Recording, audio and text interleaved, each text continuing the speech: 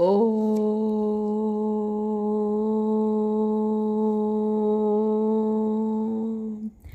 മഹാദേവ്യൈ നമഃ. എല്ലാവർക്കും എൻ്റെ വിനീതമായ നമസ്കാരം. ഇന്ന് 49ാമത്തെ പാഠഭാഗമാണ് പറയുന്നത്. 583ാമത്തെ നാമം മുതൽ 589 വരെയുള്ള നാമങ്ങളുടെ അർത്ഥവും വ്യാഖ്യാനവുമാണ് ഇന്ന് പറയുന്നത്. ഈ നാമങ്ങളിൽ ദേവിയുടെ മന്ത്രശരീരത്തെക്കുറിച്ചാണ് പറയുന്നത്. നാമം 583 ആത്മവിദ്യ. ഓം ആത്മവിദ്യായൈ നമഃ.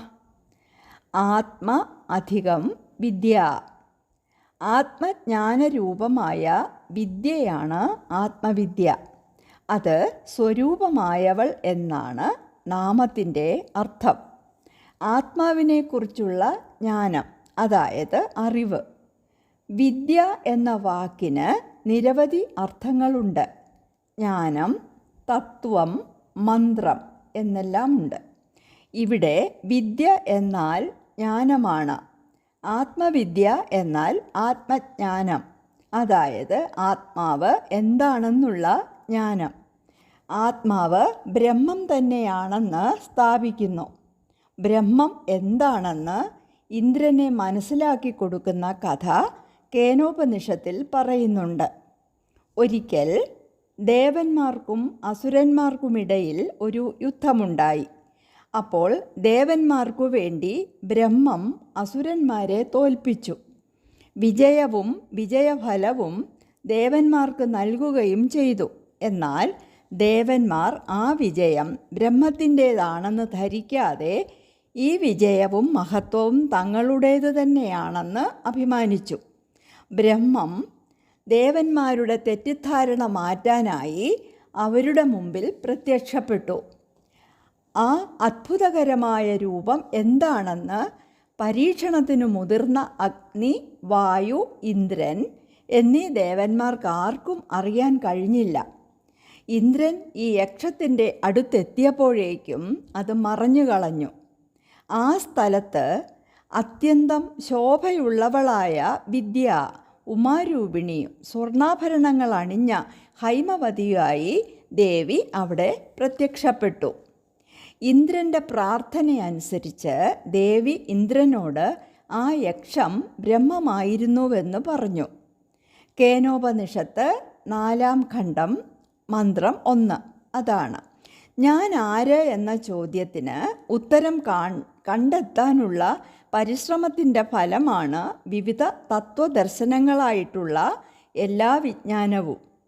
ആ ചോദ്യത്തിന് ഉത്തരം കിട്ടിയാൽ പിന്നെ ഒന്നും അറിയപ്പെടേണ്ടതായി അവശേഷിക്കുന്നില്ല.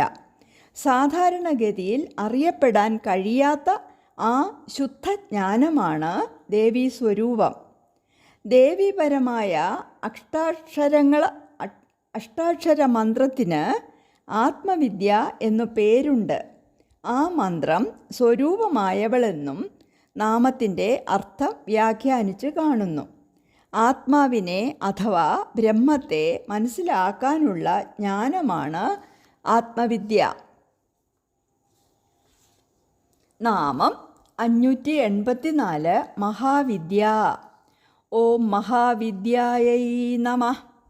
മഹാ അധികം വിദ്യ.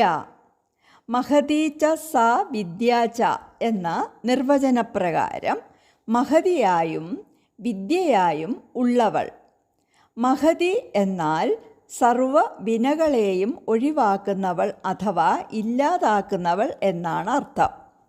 ഏനകൂട വിനാശിനി എന്ന് ശ്രീ ലളിത ത്രിശതി സ്തോത്രത്തിൽ സ്തുതിക്കുന്നു. പാപം, കുറ്റം, ദുരിതം, ആപത്ത് എന്നിവയുടെ സമൂഹത്തെ നശിപ്പിക്കുന്നവൾ എന്നാണ് അതിൻ്റെ അർത്ഥം. നവദുർഗാവിദ്യയ്ക്ക് മഹാവിദ്യ എന്നു പേര്. ആ വിദ്യ സ്വരൂപമായവളെന്ന് വ്യാഖ്യാനമുണ്ട്. ദേവീപരമായ ഉപാസനകളെ മഹാവിദ്യ എന്നും ദേവീപരമായ മന്ത്രങ്ങളെ ഗുഹ്യവിദ്യ എന്നും പറയാറുണ്ട്. വനദുർഗാവിദ്യ എന്നും നവദുർഗാവിദ്യ എന്നും അർത്ഥം വ്യാഖ്യാനിച്ചു കാണുന്നു. ദേവി മാഹാത്മ്യത്തിലെ കവചത്തിൽ പറയുന്ന ശൈലപുത്രി, ബ്രഹ്മചാരിണി, ചന്ദ്രഖണ്ഡ, കൂശ്മാണ്ഡ, സ്കന്ദമാത, കാത്യായനി, കാളരാത്രി, മഹാഗൗരി, സിദ്ധിദാത്രി എന്നിവരാണ് നവദുർഗാ വിദ്യയുടെ നാമരൂപങ്ങൾ. ചണ്ഡി നവരാക്ഷി വിദ്യ എന്നും ചണ്ഡി നവാക്ഷരി വിദ്യ എന്നും മഹാവിദ്യ എന്ന നാമത്തിന് വ്യാഖ്യാനം കാണുന്നു. ചണ്ഡി നവാക്ഷരി വിദ്യ, അതായത് നവാക്ഷരി മന്ത്രത്തിൻ്റെ സ്വരൂപമായവൾ, ബ്രഹ്മം തന്നെ ആത്മാവ് എന്ന് സ്ഥാപിക്കുന്ന സോഹം എന്ന വിദ്യാരൂപിണി എന്നും നാമത്തിന് അർത്ഥം വ്യാഖ്യാനിച്ച് കാണുന്നു. വിദ്യകളിൽ വെച്ച് ഏറ്റവും ശ്രേഷ്ഠമായത് ആത്മവിദ്യയാണെന്നും ദേവി ആ മഹാവിദ്യയാണെന്നും മഹത്തായ ജ്ഞാനത്തിൻ്റെ രൂപത്തിലുള്ളവൾ എന്നും അർത്ഥം വ്യാഖ്യാനിച്ചു കാണുന്നു. ആത്മജ്ഞാനം തന്നെയാണ് മഹാവിദ്യയെന്നും പഞ്ചദശാക്ഷരി മന്ത്രമാണ് മഹാവിദ്യയെന്നും വ്യാഖ്യാനങ്ങളുണ്ട്. നാമം 585 ശ്രീവിദ്യ. ഓം ശ്രീവിദ്യായൈ നമഃ. ദേവീപരമായ എല്ലാ ഉപാസനകളെ സൂചിപ്പിക്കാനും ശ്രീവിദ്യ എന്ന പേര് ഉപയോഗിക്കാറുണ്ട്. എങ്കിലും പഞ്ചദശാക്ഷരി മന്ത്രത്തെയാണ് ശ്രീവിദ്യ എന്ന നാമം കൊണ്ട് ഉദ്ദേശിക്കുന്നത് എന്ന് വ്യാഖ്യാനം. പഞ്ചദശാക്ഷരി മന്ത്രസ്വരൂപിണി എന്നാണ് നാമത്തിൻ്റെ അർത്ഥം. പഞ്ചദശാക്ഷരി മന്ത്രത്തിലെ ഓരോ അക്ഷരവും ദേവിയുടെ അവയവങ്ങൾ തന്നെയാണ് എന്ന് ശ്രീ ശങ്കരാചാര്യർ വർണ്ണിക്കുന്നു. സൗന്ദര്യലഹരിയിലെ 32-ാമത്തെ ശ്ലോകം ശിവശക്തി കാമ ക്ഷിതിരഥ രവി ശീതകിരണ സ്മരോ ഹംസ ശക്രസ്തനുജ പരാമാരഹരയ അമീ ഹൃല്ലേഖാഭി സ്ഥിഭിരവസാനേഷു ഘടിത ഭജന്തേ വർണ്ണാസ്തേ തവ ജനനി നാമാവയവതാം. പഞ്ചദശാക്ഷരി മന്ത്രത്തിൻ്റെ ഘടനാ വൈഭവം വെളിവാക്കുന്നതാണ് ഈ ശ്ലോകം. ക എ ഇ ല ഹ്രീം ഹ സ ക ഹ ല ഹ്രീം സ ക ല ഹ്രീം. ഈ 15 മന്ത്രാക്ഷരങ്ങളുടെ പഞ്ചദശാക്ഷരി മന്ത്രം മഹാദേവിയുടെ മന്ത്രശരീരത്തിൻ്റെ അവയവമായി ഭവിച്ചു. ഇത് ശ്രീവിദ്യാ മന്ത്രമല്ല. ഈ പഞ്ചദശാക്ഷരി മന്ത്രത്തോടൊപ്പം 16-ാമത്തെ അക്ഷരമായ ലക്ഷ്മി ബീജം, അതായത് ശ്രീം എന്ന് ചേർത്ത് ഷോഡശാക്ഷരി മന്ത്രമായ ശ്രീവിദ്യാ മന്ത്രമാകും എന്ന് വ്യാഖ്യാതാക്കൾ പറയുന്നു. പഞ്ചദശാക്ഷരി മന്ത്രം കാമേശ്വര കാമേശ്വരിമാരുടെ ഏകീകൃത ഭാവത്തെയും ശ്രീവിദ്യാമന്ത്രം ശ്രീ മഹാശക്തിയെ പൂർണ്ണമായും പ്രതിനിധാനം ചെയ്യുന്നു എന്ന് വ്യാഖ്യാനം കാണുന്നു. നാമം 586 കാമസേവിത. ഓം കാമസേവിതായൈ നമഃ. കാമ അധികം സേവിത എന്ന് പദം പിരിക്കാം. കാമദേവനാൽ സേവിക്കപ്പെട്ടവൾ എന്നാണ് നാമത്തിൻ്റെ അർത്ഥം. സൗന്ദര്യലഹരിയിലെ 5ഉം 6ഉം ശ്ലോകങ്ങൾ നോക്കാം. 5-ാം ശ്ലോകത്തിലെ 3ഉം 4ഉം വരികളിൽ സ്മരോപി ത്വാം നത്വാ രതിനയനലേഹേന വപുഷ മുനീനാമപ്യന്ത പ്രഭവതി മോഹായ മഹത എന്ന് വർണ്ണിക്കുന്നു. സ്മരൻ എന്നാൽ കാമദേവൻ. കാമദേവനും നിന്തിരുവടിയെ നമസ്കരിച്ചിട്ട്, അതായത് ഉപാസിച്ചിട്ട്, രതീദേവിയുടെ കണ്ണുകൾക്ക് ആസ്വാദ്യമായ സുന്ദരമായ ശരീരത്തോടുകൂടി ജിതേന്ദ്രിയന്മാരായ മഹാത്മാക്കളായ മഹർഷിമാർക്കും കൂടി മഹത്തായ വികാരമുണ്ടാക്കാനായി സമർത്ഥനായി ഭവിച്ചു. ഇനി 6-ാമത്തെ ശ്ലോകത്തിൽ ധനു പൗഷ്പം മൗർവീ മധുകരമയീ പഞ്ചവിശിഖ വസന്ത സാമന്തോ മലയമരുതായോധനരഥ തഥാപ്യേക സർവം ഹിമഗിരിസുതേ കാമപി കൃപാം അപാംഗാത്തേ ലബ്ധ്വ ജഗദിദം അനംഗോ വിജയതേ. അർത്ഥമിതാണ്: അല്ലയോ നാദരൂപിണി, കാമദേവൻ്റെ വില്ല് പുഷ്പമായും ഞാണ് വണ്ടുകളുടെ നിരയായി ഭവിച്ചതും 5 അമ്പുകൾ മാത്രമായി ഉള്ളതും വസന്തനെ സഹായിയായി സ്വീകരിച്ചു പ്രകടമാകുന്ന മഹാദേവി നിന്തിരുവടിയുടെ കടക്കൺ കടാക്ഷത്താൽ സാധ്യമായ അല്പമാത്രമായ കാരുണ്യം കൊണ്ട് ശരീരം പോലുമില്ലാത്ത കാമദേവൻ ഏകനായി ഈ ലോകത്തെ മുഴുവൻ ജയിക്കാൻ കരുത്തനായി ഭവിച്ചിരിക്കുന്നു. വാമകേശ്വര തന്ത്രത്തിലും ദേവി കാമനാൽ സേവിക്കപ്പെട്ടവളാണെന്ന് വിവരിക്കുന്നുണ്ട്.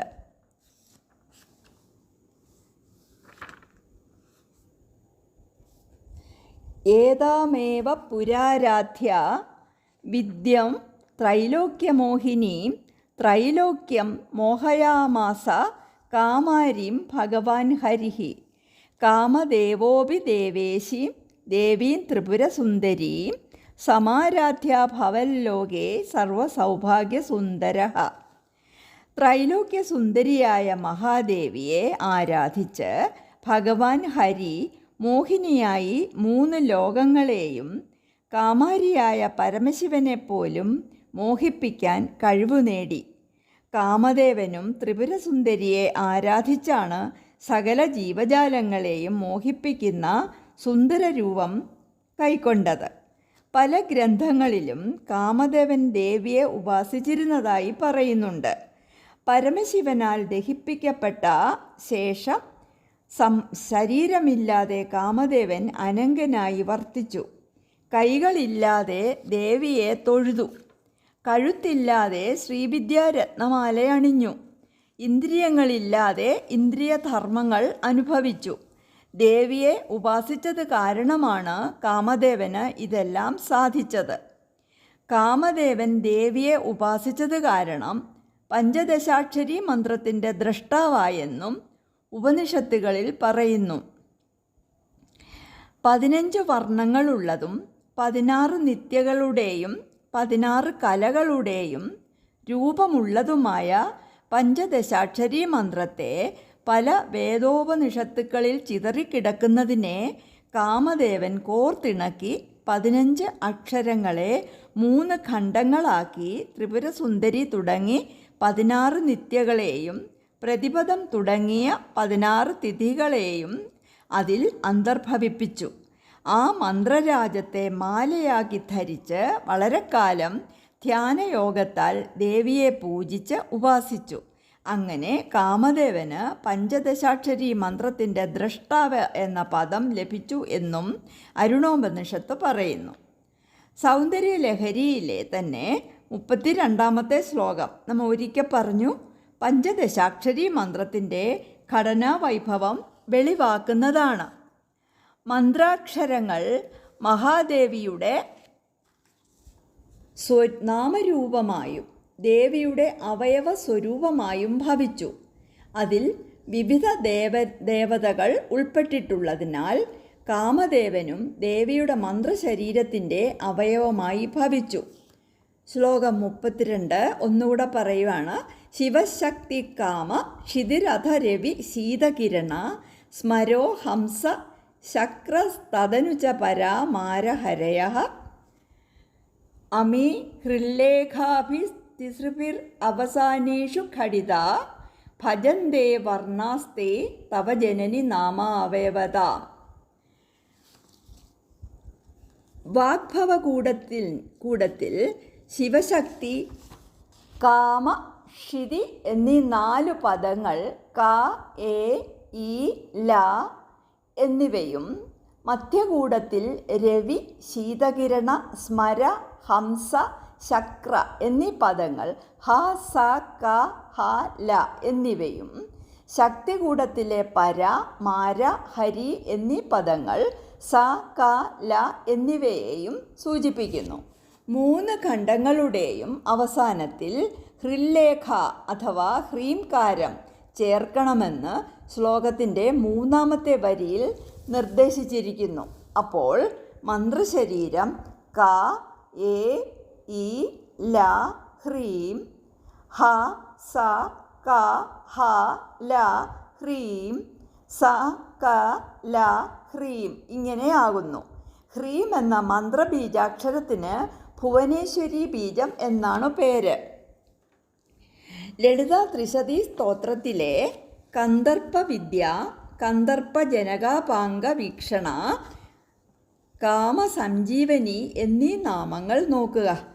ദേവീതന്ത്രങ്ങളുടെ 12 ആചാര്യന്മാരിൽ ഒരാൾ കാമദേവനാണ്.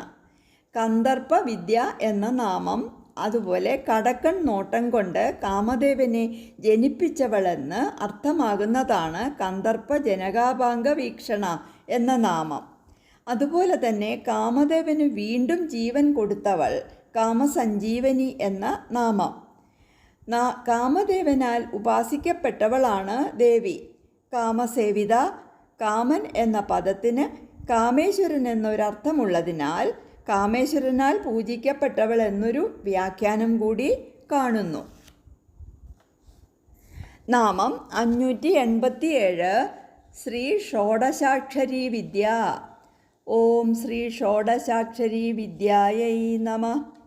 ശ്രീ അധികം ഷോഡശ അധികം അക്ഷരി അധികം വിദ്യ എന്ന പദം പിരിക്കാം. ഷോഡശം എന്നാൽ 16, ഷോഡശാക്ഷരി വിദ്യ എന്നാൽ 16 അക്ഷരങ്ങളുള്ള മന്ത്രത്തിൻ്റെ സ്വരൂപമായവൾ. പഞ്ചദശാക്ഷരി മന്ത്രത്തിൻ്റെ 15 അക്ഷരങ്ങളോട് 16ാമതായി ശ്രീം ചേരുമ്പോൾ അത് ഷോഡശാക്ഷരി മന്ത്രമാകുന്നുവെന്ന് വ്യാഖ്യാനം കാണുന്നു. ക എ ഇ ല ഹ്രീം ഹ സ ക ഹ ല ഹ്രീം സ ക ല ഹ്രീം ശ്രീം എന്നാണ് മന്ത്രസ്വരൂപം. ലാസ്റ്റിൽ അവസാനം ഒരു ശ്രീം കൂടെ ചേർക്കണം. ശ്രീം എന്നത് 16ാമത്തെ അക്ഷരമായ വിദ്യയാണ്. ശ്രീയുക്തയായും ഷോഡശാക്ഷരിയായും ഇരിക്കുന്ന വിദ്യയാണ് മഹാദേവിയുടെ മന്ത്രശരീരം. ഗൗഡപാദ സൂത്രമനുസരിച്ച് 28 അക്ഷരങ്ങളുണ്ട്. ഓരോ നാമത്തിൻ്റെയും മുഴുവൻ അക്ഷരങ്ങളും കണക്ക് കൂട്ടിയതിനാലാണ് മന്ത്രാക്ഷരങ്ങൾ മാത്രം എടുക്കുമ്പോൾ 16 അക്ഷരങ്ങളെ വരുന്നുള്ളൂ. വക്ത്രകോടി സഹസ്രൈസ്തു ജിഹ്വാകോടി ശതൈരവി വർണ്ണിതും നൈവ ശക്യേയം ശ്രീവിദ്യ ഷോഡശാക്ഷരി. ഇതിൻ്റെ അർത്ഥം ഇതാണ്: കോടി സഹസ്രം വക്ത്രങ്ങളെ കൊണ്ടും കോടി ശതം ജിഹ്വകളെ കൊണ്ടും ശ്രീ ഷോഡശാക്ഷരി വിദ്യയുടെ മാഹാത്മ്യം വർണ്ണിക്കാൻ സാധ്യമല്ല. അത്രയ്ക്കും മാഹാത്മ്യമുള്ളതാണ് ഈ മന്ത്രം എന്നർത്ഥം. ആ മന്ത്രത്തിൻ്റെ രൂപത്തിലിരിക്കുന്നവൾ എന്നാണ് നാമത്തിൻ്റെ അർത്ഥം. ഇനി നാമം 588 ത്രികൂട. ഓം ത്രികൂടായൈ നമഃ. ത്രികൂടം യോഗശാസ്ത്ര പ്രസിദ്ധമായ ഒരു ചക്രമാണ്. അത് സ്വരൂപമായവളെന്നും 3 കൂടങ്ങൾ സൂക്ഷ്മശരീരങ്ങളായവൾ എന്നും അർത്ഥം കാണുന്നു. വാഗ്ഭവകൂടം, മധ്യകൂടം, ശക്തികൂടം എന്നിവയാണ് ആ 3 കൂടങ്ങൾ. 3 ആയവയുടെ എല്ലാം, അതായത് ത്രയങ്ങളുടെ എല്ലാം രൂപമായവളെന്നും വ്യാഖ്യാനമുണ്ട്. സൃഷ്ടിസ്ഥിതി സംഹാരമൂർത്തികളായ ബ്രഹ്മാദികളായ ത്രിമൂർത്തികളുടെ സമൂഹത്തോടു കൂടിയവൾ എന്നും അർത്ഥമുണ്ട്. സത്വം, രജസ്, തമസ് എന്ന 3 ഗുണങ്ങൾ, ഭൂമി, സ്വർഗം, പാതാളം എന്നീ ത്രിലോകങ്ങൾ, ജാഗ്രത്, സ്വപ്നം, സുഷുപ്തി എന്നീ അവസ്ഥാത്രയങ്ങൾ, ഭൂതം, വർത്തമാനം, ഭാവി എന്നീ ത്രികാലങ്ങൾ, ത്രിവർണാത്മകമായ ഓങ്കാരം ആ ഉ മ, ഇർക്ക്, യജുസ്, സാമം എന്ന ത്രിവേദങ്ങൾ, ഗായത്രി മന്ത്രത്തിലെ ഭുവ, ഭുവഹ, സ്വഹ എന്നീ ലോകങ്ങൾ, സോമ, സൂര്യ, അഗ്നി എന്നീ ഖണ്ഡങ്ങൾ, സോമ, സൂര്യ, അഗ്നി എന്നീ 3 ഖണ്ഡങ്ങൾ ചേർന്ന ദേവിയുടെ സൂക്ഷ്മ ശരീരം, വാഗ്ഭവകൂടം, മധ്യകൂടം അഥവാ കാമരാജകൂടം, പിന്നെ ശക്തികൂടം എന്നീ 3 കൂടങ്ങൾ, കൂടത്രയങ്ങൾ. ഇച്ഛാശക്തി, ജ്ഞാനശക്തി, ക്രിയാശക്തി ചേർന്ന ശക്തിത്രയങ്ങൾ. കാദിവിദ്യ, ഹാദിവിദ്യ, സാദിവിദ്യ എന്നിവ ചേർന്ന ദേവി ഉപാസനാ മന്ത്രങ്ങൾ. ഇവയെല്ലാം 3 എണ്ണമായി ഭവിച്ചവയാണ്. ഇവ കൂടാതെ ത്രിപുര എന്നാൽ സുഷുമ്ന, പിംഗള, ഇട എന്നീ 3 നാഡികളും മനസ്സ്, ബുദ്ധി, ചിത്തം എന്നിവയുമാണ്. ഇവയിലാണ് ദേവി വസിക്കുന്നതെന്നും വ്യാഖ്യാനമുണ്ട്. പ്രണവോ ഹി പരം തത്വം ത്രിവേദ ത്രിഗുണാത്മകം ത്രിദേവച്ച ത്രിധാമച്ച ത്രിപ്രജ്ഞ ത്രിരവസ്ഥിതം ത്രിമാത്രഞ്ച ത്രികാലഞ്ച ത്രിലിംഗം കവയോ വിദുഹു സർവമേതത്രിരൂപേണ വ്യാപ്തം ഹി പ്രണവേനതു. നാമം 589. കാമകോടിക. ഓം കാമകോടികായൈ നമഃ. കാമ അധികം കോടിക എന്ന് പദം പിരിക്കാം. കാഞ്ചി കാമകോടി പീഠത്തിൽ സ്ഥിതി ചെയ്യുന്നവൾ എന്നാണ് നാമത്തിൻ്റെ അർത്ഥം. കാമ പരശിവ ഏവ കോടി ഏകദേശോ യസ്യ എന്ന് സൗഭാഗ്യഭാസ്കര ഭാഷ്യത്തിൽ വ്യാഖ്യാനം കാണുന്നു. പരമശിവൻ്റെയും ദേവിയുടെയും തമ്മിലുള്ള സാമരസ്യം ഇത് സൂചിപ്പിക്കുന്നു. ശിവൻ, ശിവ, ബ്രഹ്മം, പരാശക്തി ഈ വാക്കുകൾ കൊണ്ട് നാം അർത്ഥമാക്കുന്ന പരമചൈതന്യം ഏകവും അഭിന്നവുമാണെന്ന തത്വമാണ് സാമരസ്യം എന്ന വാക്കുകൊണ്ട് ഉദ്ദേശിക്കുന്നത്. ശിവതുല്യയായവൾ എന്നും ശിവനേക്കാൾ ശ്രേഷ്ഠയായവൾ എന്നും വ്യാഖ്യാനമുണ്ട്. കാഞ്ചീപുരത്തുള്ള കാമാക്ഷി ക്ഷേത്രത്തിന് കാമകോടി പീഠം എന്നും പേരുണ്ട്. അവിടെ അധിവസിക്കുന്നവൾ ശ്രീ കാമകോടി പീഠസ്ഥ മഹാത്രിപുര സുന്ദരി എന്ന് ലളിതോപാഖ്യാനത്തിൽ ശങ്കരാചാര്യർ പറയുന്നുണ്ട്. കോടി എന്ന പദത്തിന് ഏകദേശ തുല്യം എന്നർത്ഥമുണ്ട്. ശിവശക്തി സാമരസ്യം പരബ്രഹ്മരൂപമാണ്. ധർമ്മം, അർത്ഥം, കാമം ഇവയ്ക്ക് ശേഷം വരുന്ന മോക്ഷം എന്ന അവസ്ഥ നൽകുന്നവൾ. പഞ്ചദശാക്ഷരി മന്ത്രത്തിൻ്റെ പരമകോടിയായ അവസ്ഥ ശിവശക്തി ഐക്യരൂപം പ്രാപിച്ചവളാണ് കാമകോടിക എന്നും വ്യാഖ്യാനമുണ്ട്. പുരുഷാർത്ഥത്തിലൊന്നായ കാമത്തിൻ്റെ കോടിയിൽ, അതായത് സീമയിൽ സ്ഥിതി ചെയ്യുന്നവളെന്നും മോക്ഷത്തിൻ്റെ രൂപത്തിൽ കുടികൊള്ളുന്നവളെന്നും വ്യാഖ്യാനം കാണുന്നു. കാമദേവൻ ദേവിയെ ആരാധിച്ച കാഞ്ചി കാമകോടി പീഠത്തിൽ സ്ഥിതി ചെയ്യുന്നവളെന്നും അർത്ഥം വ്യാഖ്യാനിച്ചു കാണുന്നു. ശ്രീ ലളിത ത്രിശതി സ്തോത്രത്തിലെ 259 നാമം കാമകോടി നിലയ എന്നാണ്. കാമകോടി നിലയനമാക്കിയവൾ, അതായത് കാഞ്ചീപുരത്തുള്ള കാമകോടി പീഠത്തിൻ്റെ അധിഷ്ഠാന ദേവത എന്നാണ് അർത്ഥം. ശ്രീ ലളിത സഹസ്രനാമവും ലളിത ത്രിശതി സ്തോത്രവും ഈ സ്ഥലത്തു വച്ചാണ്, അതായത് കാഞ്ചി കാമകോടി പീഠത്തിൽ വെച്ചാണ് അഗസ്ത്യ മഹർഷി ലോക നന്മയ്ക്കായി ഹയഗ്രീവനോട് ചോദിച്ചു വാങ്ങിയതെന്ന് ലളിതോപാഖ്യാനത്തിലുണ്ട്. ലളിതാംബികയുടെ സവിശേഷ സാന്നിധ്യം കാഞ്ചീപുരത്തുള്ളതിനാൽ കാമകോടി പീഠം ദേവീപീഠങ്ങളിൽ മുഖ്യമായി കരുതപ്പെടുന്നു. കാമകോടി എന്ന പദം ശ്രീചക്രത്തെയാണ് സൂചിപ്പിക്കുന്നതെന്നും വ്യാഖ്യാനമുണ്ട്. ശ്രീചക്രരാജ നിലയമാണ് ദേവി. ശ്രീചക്രരാജ നിലയയാണ് ദേവി. ആ നിലയത്തിൽ സ്ഥിതി ചെയ്യുന്നവൾ. ശ്രീചക്രത്തിൻ്റെ ബിന്ദുരൂപമായ സർവാനന്ദമായ ചക്രത്തിന് കാമകല എന്നും പേരുണ്ട്. കാമകോടി ശ്രീചക്രത്തിൻ്റെ ബിന്ദുസ്ഥാനമാണെന്നും ആ സ്ഥാനത്ത് കുടികൊള്ളുന്നവൾ കാമകോടിക ആണെന്നും ശ്രീ ശങ്കരാചാര്യർ വ്യക്തമാക്കുന്നു. 589 വരെയുള്ള നാമങ്ങളുടെ അർത്ഥവും വ്യാഖ്യാനവും നമ്മൾ മനസ്സിലാക്കി. ഇനി 590 മുതലുള്ള നാമങ്ങളുടെ അർത്ഥവും വ്യാഖ്യാനവും ഈ വരുന്ന വെള്ളിയാഴ്ച, അതായത് മാർച്ച് 7-ാം തീയതി പറയാം. ഇത് കേൾക്കാനിടയാകുന്ന എല്ലാവരിലും ലളിതാദേവിയുടെ അനുഗ്രഹം ഉണ്ടാവട്ടെ. നന്ദി. ഓം ശ്രീ മഹാദേവ്യൈ നമഃ.